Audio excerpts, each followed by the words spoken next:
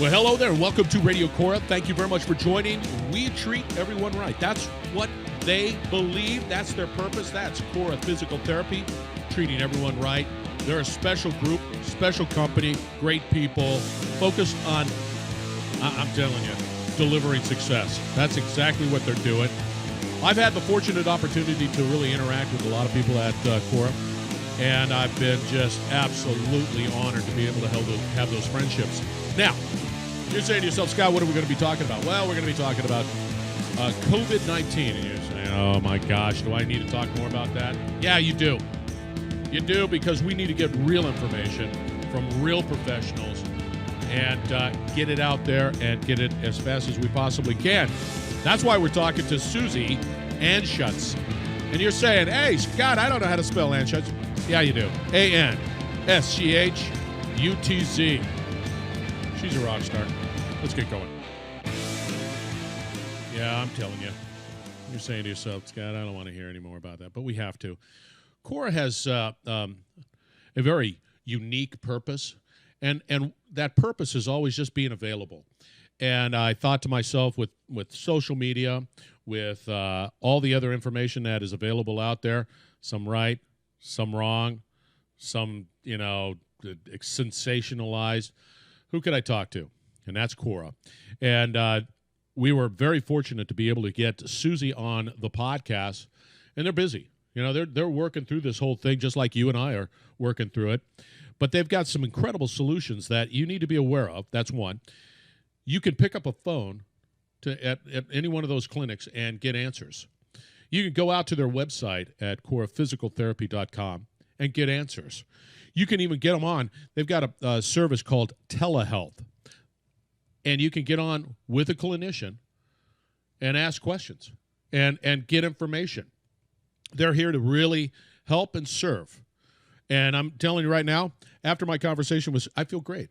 After my conversation with Suzy, I just feel great. She's just absolutely a delight. So for all of you, here's Suzy Anschutz. Okay, she's active out there. And we're going to be talking about what CORA Physical Therapy is doing in response to this virus. So without further delay, here's Suzy. All right, welcome. How are you doing, Suzy? Welcome to Radio CORA. Thank you very much for joining. How are you doing? Thank you, Scott. I'm doing great this morning. How are you? I'm well. The sun is coming up, as I can see. Again, the sun is coming up again. We're going to survive. That's for sure. Absolutely. Absolutely. So for the listeners out there, I mean, we're going to be talking a lot about the happenings that are taking place within the world and how CORA Physical Therapy is adapting and addressing those challenges. But for the listeners out there, let's get us a little 411 on who Suzy is. Anschutz. That's A-N-S-C-H-U-T-Z. I'm worn out by saying that. Not bad, Scott. Not bad. Give us a little background. Sure. So I am a physical therapist. I've been with CORA for 17 years. Started out as a staff physical therapist, then went into operations. I'm currently the regional vice president of operations for 2 regions, and I have a title of director of leadership development for the organization. And so more recently been involved in a telehealth project. And so that's where I am here today. Now, what's fascinating about this particular conversation is how CORA Physical Therapy, one, is responding to the COVID-19 virus, being important to sort of, I think, and I believe it's out there, that the physical therapy, the industry is considered essential. Therefore, are open and you're taking the precautions internal to be able to be essential, protect your patients, and be able to continue to, provide the care that they need. Is that correct? That is correct, Scott. So last week, I believe March 19th, President Trump declared some guidance around, with the help of CISA, some guidance to help the state and the local jurisdiction identify who are those essential workforce and how can we continue to help that workforce can have a have a continuation of their essential function in the community. And so we have been identified as an essential workforce. And so that you are correct, Scott. So why is it considered PT? Why is PT and OT and those services considered essential? Sure. So as part of being the healthcare industry, physical therapists and occupational therapists are part of caregivers. And we do play an important role in that care of our patients. So our patients come to us to manage whether it's acute or chronic pain.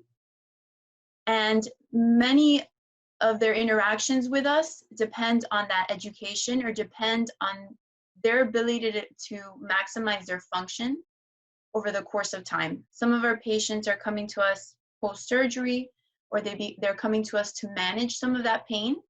And so we're there to be able to provide that support, a listening ear, provide that education for them.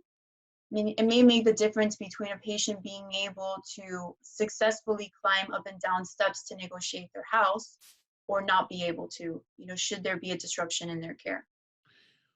That would really be concerning to me, is that disruption. Because let's say you're on the path of healing, whatever that path is, and then all of a sudden in this particular world, there's an abrupt boom, stop, change, confusion, not knowing what's going on. And then all of a sudden, my progress has been stunted to a certain extent. And that would be concerning to me, because you see yourself improving, then all of a sudden you can. But that's not what CORA is all about. CORA's doors are open. Absolutely. And does a patient, let's say I'm a patient, does my, outside of the other stuff of trying to buy toilet paper and all that stuff, that's changed. However, sure. I can still get in my car, go to a clinic, and just continue my therapy. Sure. So I think that in this right now, in this crisis that the entire world is going through, a sense of normalcy, a sense of being able to follow a specific routine is very important, for people. And so going to therapy is part of a routine. It becomes part of your life when you're in recovery, and it's a very important part of your life. And with therapy, there is continuous movement forward. So what you do one week may look very different than what you would do the second week or the third week. Yes. And if there is a disruption in that care and a disruption in that supervision as to how you're doing those movements correctly, then it could definitely jeopardize your body's ability to make sure that muscle memory. So when you have certain movements that you're doing correctly or incorrectly, your body does have that muscle memory. And we want to make sure that movement is done properly, and we're not educating our patients to move incorrectly. So that's a big part of them being able to continue their care as well. As a clinician, if have you seen within your clinics a sort of a lag? It must have been impacted on your daily basis. Like, people don't know what to do. Like, okay, I hear this out here. What do I do? I would imagine CORA has been just inundated with calls saying, hey, you guys still open? Just that alone. I mean, absolutely, that puts you, the company, the clinics, in a interesting and unique way of responding to an emergency such as this.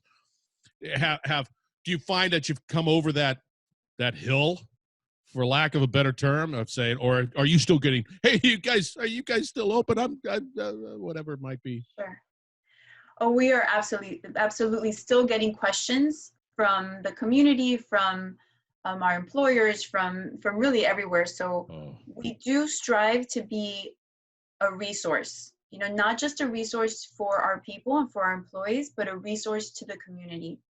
And as we receive information, as we are able to disseminate what we're hearing, we're able to remain that resource, and we're able to be a healthcare provider for that our community can really trust, and that they know that we're being transparent, that we're being trustworthy, and that we're taking the right measures to help them be able to enhance that experience that it's such a difficult time. If there's a moment in time that they have an experience that can be enhanced, we do want to be there for our patients and for our community. See, the purpose behind CORA Physical Therapy, is that you treat everyone. You treat no matter what. And I think that this is a great example. Like for me, I live in Louisiana. I might not be going to a clinic right now for whatever, I'm not. But I know that I could call CORA and sort of get some unfiltered, in a sense, truth about what's going on from a macro level, right? I mean, people could call you just because you're CORA. Absolutely. And we do encourage that. I mean, we have patients, we set up an email specific to our telehealth platform and specific to how to manage during this crisis. And so we have that information available on our website for patients to be able to reach out to us. And we encourage that communication from our patients. Absolutely. See, what's positive about what you just said is that there's a lot of, disinformation out there. Social media, news, whatever it might be. It's truly, for me personally, it gives me comfort. It gives me solace to know that I can contact CORA and get some sort of straight shot type of answers impact your business, but it's truth. And that to me is really interesting. Now let's sort of venture in. You mentioned it briefly, this telehealth. Tell us a little bit about that. What is that all about? Sure. So telehealth involves video conferencing, so a two-way live, not recorded video conferencing with someone else. And so the means of telehealth is to provide that patient or that client some form of education, some form of assessment, some form of delivering message through electronically or virtually through a platform. So currently, CORA does have a HIPAA compliant platform. We call it CORA Vision. And CORA Vision has been part of CORA for about 2 years now. And so during this time, we're definitely leveraging that platform so that we have an additional opportunity, not just in our clinics, because we are remaining open, but for patients that are unable to get to our clinics. See, so give me, let's say I'm a patient. Give me the process. Let's say, how do I know? I guess it would be out there on CORA Physical Therapy's website on saying, hey, here's telehealth, contact us. Here's the no. Is that the process that I would go through? So it depends if you're currently a patient or not. Because we are committed to provide that information to our community, we do have the information in our website. So someone, let's say you're in need of physical therapy, but you have not yet walked into any of our clinics or have not had any experience with CORA. If you go to our website, you can see that we have resources on how to manage the virus and the outbreak and what we're doing for precautions, but it also gives you information and resources on how you can stay connected to a provider, whether it be physical therapy or occupational therapy. Now, Scott, if you were currently one of our patients and you were coming into the clinic and you express a concern in being able to continue to come to our clinics, we do have the information available for our current patients as well. So we're telling all of our patients, we have our doors open, you're welcome to come in. These are all the safety measures we're taking to make sure you're safe in our clinics, but we also offer a telehealth platform should you choose to use that method instead. See, what I see and what I hear you saying with CORA Physical Therapy. Now, by the way, listeners out there, go to coraphysicaltherapy.com. That is the website, and it's a well laid out website. You should be able to navigate it with absolutely no problem. If I can navigate it, I guarantee you can navigate it. But what's interesting, and again, I reiterate that it's comforting to a certain extent. Not to minimize what's taking place out there, but it's comforting to know that CORA and people like you and others are out there, and you're in the, like you said, you're I mean, like I said, you're in the trenches. You've got to figure this out. You've got to be able to provide that care and continue that care in this time of challenge. And so for me to be able to know that I can go to CORA Physical Therapy and get information that I can make decisions on as a family man, whatever it might be, I think that that is a real, comforting fact about what CORA is doing out there. I like that a lot, for Absolutely. whatever for whatever it's worth, because it's about me apparently. No, Right. so so that whole process, if I'm not uh, currently not a patient of CORA Physical Therapy, and I'm not at one of the clinics, I can still contact you, right? Absolutely. You can definitely contact us. We will provide you with the resources and we will provide you with the information you need. That's great. And that's really spectacular. Now, if I go to a clinic, not everybody considered essential, or just the physical therapist and the occupational therapist and so on, or is the is is billing essential? Is the accounting essential? Are they going to be there, or is it really stripped down to the essential physical Sure. therapist and core? So from my understanding, in order to run the operations effectively, we're considered essential, all departments, to be able to run the operations smoothly and effectively. But our billing department, our IT department, so all of our support departments are housed outside of the clinic. So when you walk into the Yeah, clinic, you will be faced with your therapist and someone in the front that's our patient service coordinator that is there to help the patient understand their benefits, understand that communication as to what is going on and how they can get their appointments in. So the clinic is really just stripped down to our patient service coordinator and our clinicians. see that, and yeah, and I would imagine there's a level of efficiency that exists there too, right? I mean, I just walk in, I know what's Sure. going on. I've got my, there's my clinician. Boom, I hit my whatever I need to do per the direction. What interests me specifically about your business, about what you guys are doing, it's the necessity to communicate with patients with real information, your employees, because everybody's asking the same question, any referrals that happen throughout this event, payers. I mean, you have multi-level communication obligations with everybody who run the spectrum of I mean, emotional spectrum to just panic to whatever it might be. That's Absolutely. amazing. Absolutely. So, not a crystal ball, but the reality is that what do you recommend the listeners, given the fact that you guys are right in the trenches, the fact that you guys are working through it, and I guarantee you're around on a call or something like that, and you're saying, well, what about this? What about this? What do we, as just people trying to live life, what do you recommend that we do to help and do it, live life? Well, I think that in general, the support from our communities has really been encouraging. We have seen clients, insurance companies call us directly to ask us to please offer their patients the ability to continue to serve them through a telehealth platform. Right. We also have patients reaching out to us directly to ask us questions, to be that community resource to them.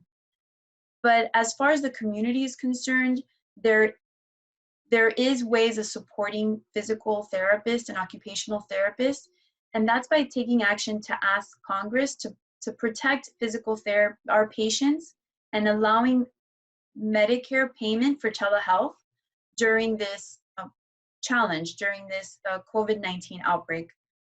If Congress were to take those steps to ensure that patients that solely rely on physical and occupational therapy to Yep. manage this Hmm. chronic and acute pain, we talked about this being such an integral part of their routine. then this is definitely a fight that we think will help continue to urge and uplift others to get involved. And it's a huge opportunity, not just, for physical therapists everywhere, but for our patients to be able to continue their care. See, and that's important, because there's you're not dealing with just the physical side of that care, right? Whatever that trauma might be, whatever it is, but there's the emotional aspect of it. And if I were to abruptly stop, listen up out there. If I were to abruptly stop, then there's a mental component, not just a physical issue, Absolutely. but there's that medical, and we can't, because this COVID-19 will pass, and we'll be Sure. on the other side. And then, right now we can set up a situation where the transition from where it is today to where it's going to be tomorrow is somewhat easier to deal with. Absolutely. So I'm impressed with CORA Physical Therapy. And because, like I said, you're just on the front lines. You're just there. You're dealing with a lot of people who are just challenged with things that they just have to continue to move forward. I really, man, you guys are doing great work out there. And Scott, you said something very interesting. So I've seen it, being a clinician for 17 years. I've seen it time and time again. We'll have a patient come in for their evaluation and they can't move. They just cannot, for example, let's say they have knee surgery. They cannot bend their knee during the time that we're seeing them and assessing them. And encouraging them, explaining what happened, explaining what they can expect, listening to what is important for them. What goals do you want to attain from physical therapy? What do you want to achieve? And all of that is such a huge part of their success. By the end of that session, by the end of that hour, the patient is taking steps, the patient's bending their knee.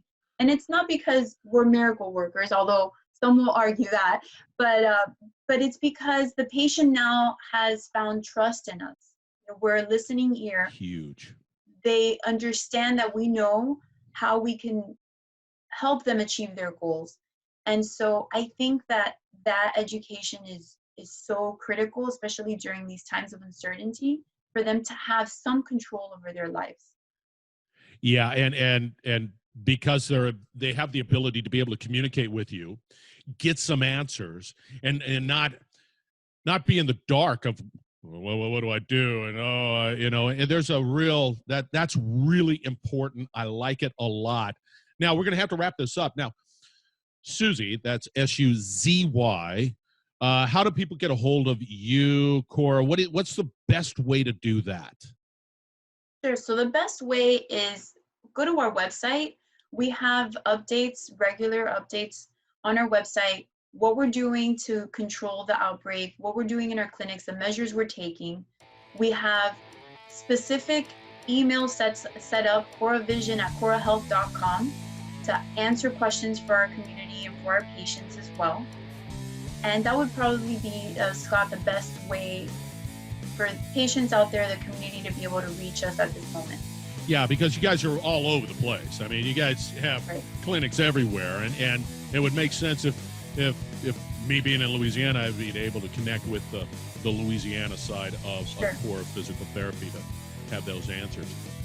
And that, listeners out there, is CORAphysicaltherapy.com. Go out there, start there. That's probably the best place, and then root around, because you can find locations. They've got an announcement from CORA. It's just a ticker tape going across on Telehealth platform. There's a lot of great solutions out there to answer your questions. I like that. You guys are wonderful. I'm very honored to have you and talk a little bit about that CORA Physical Therapy and all that good stuff. All right, listeners out there, hang tight. We're going to wrap it up on the other side, and everything will be at industrialtalk.com/Radio CORA for all the information as well. It just goes right back to the website. So it's just, we want to be able to provide the funnel, the avenues to be able to answer your questions, especially during this time. Suzy, you were wonderful.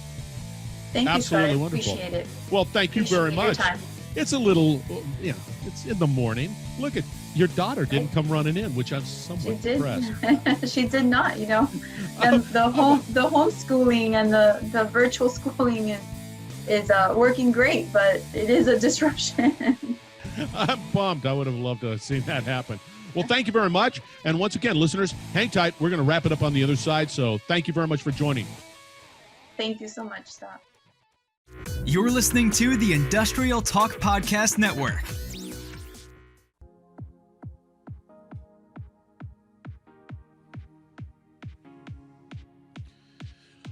All right. Thank you very much for joining Radio CORA.